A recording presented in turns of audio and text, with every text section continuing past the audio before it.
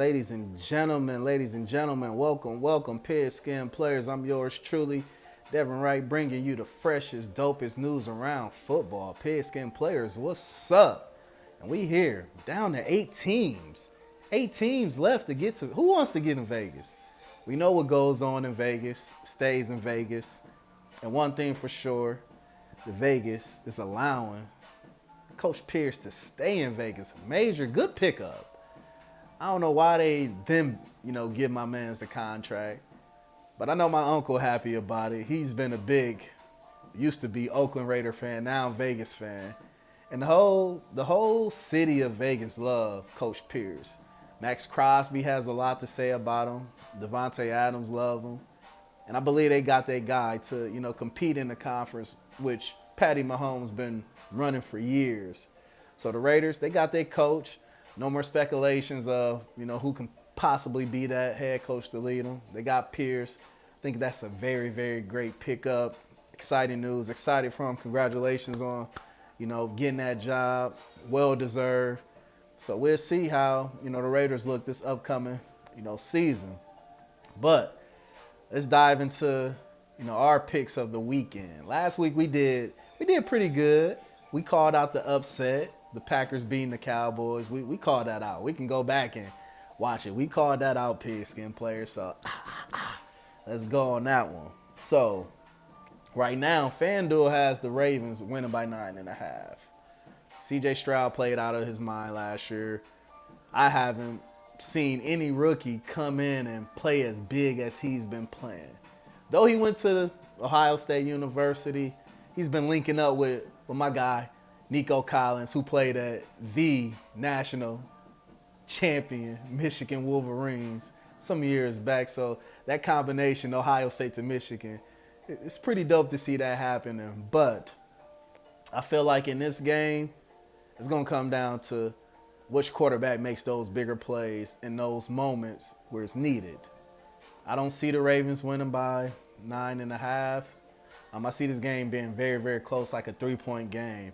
Lamar has been playing very, very good football, has a big chip on the shoulder, even though he already has one MVP underneath his belt and potentially could be the second one.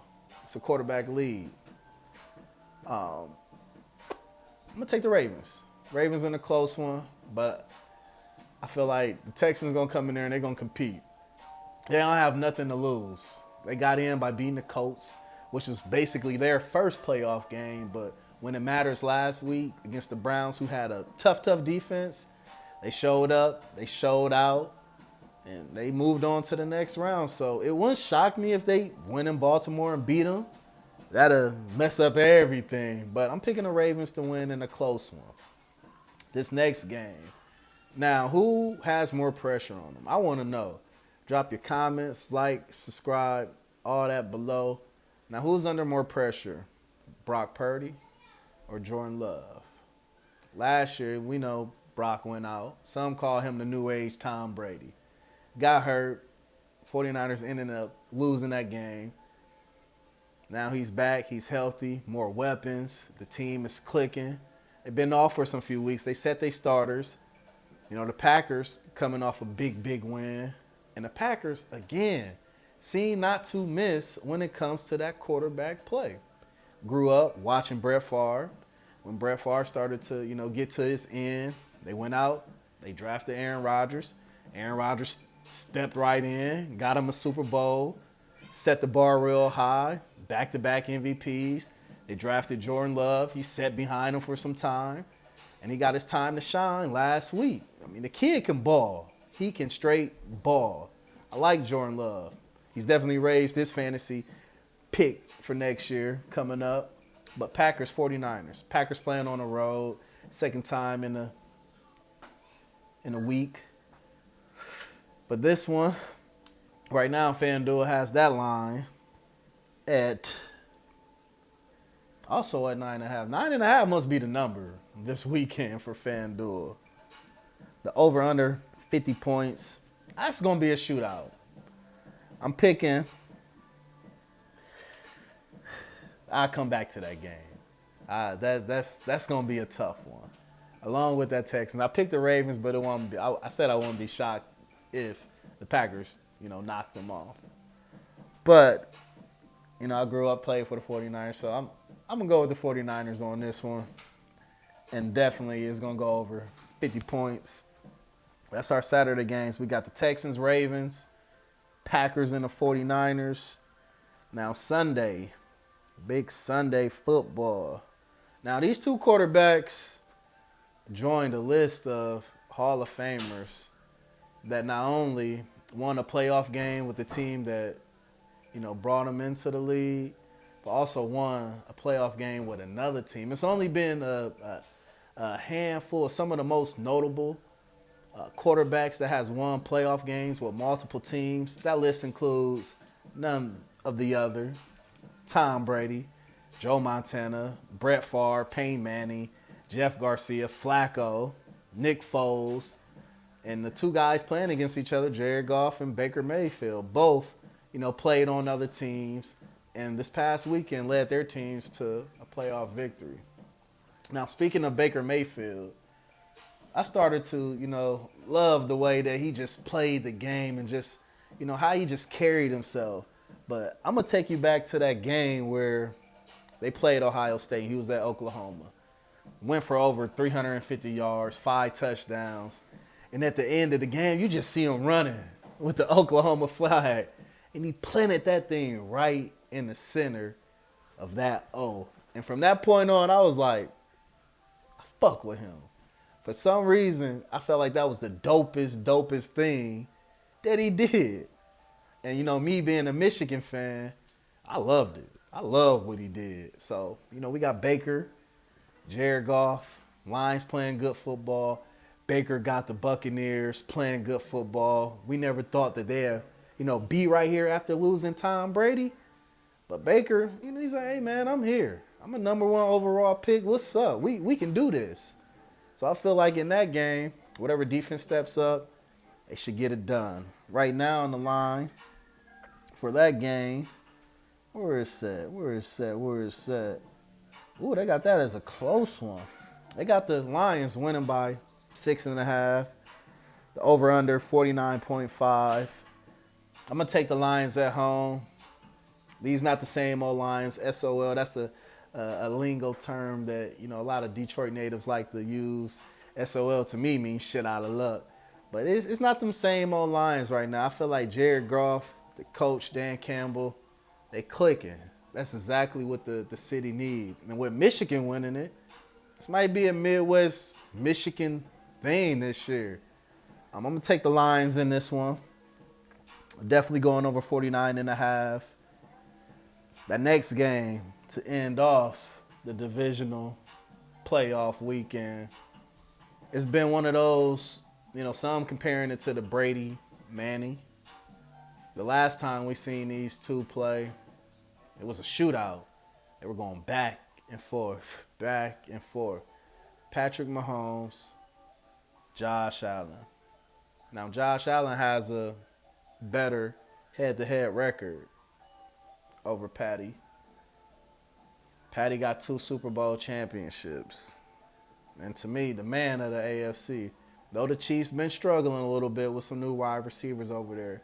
But when it's game time, it's game time. And they show up and they show out. Last week we seen, Rice come through, make some big plays. And I was telling the fam, I was telling my cousins, hey, all the Chiefs need, we know what Kelsey can do. We know what Mahomes can do. We know what Reed can do. But if just one receiver steps up for them, I wouldn't be shocked if the Chiefs are back in the Super Bowl and Mahomes hosting another trophy. But Josh Allen, since they, got a new coordinator, they've been running the ball better. He had a long, like a 40, 50-yard run last week. Well, this past Monday against the Steelers.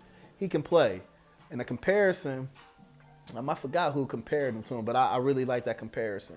They compared Josh Allen to a better Ben Roethlisberger. I was like, that's a very, very good comparison. Now, Patty Mahomes haven't won a road game in the playoffs just yet.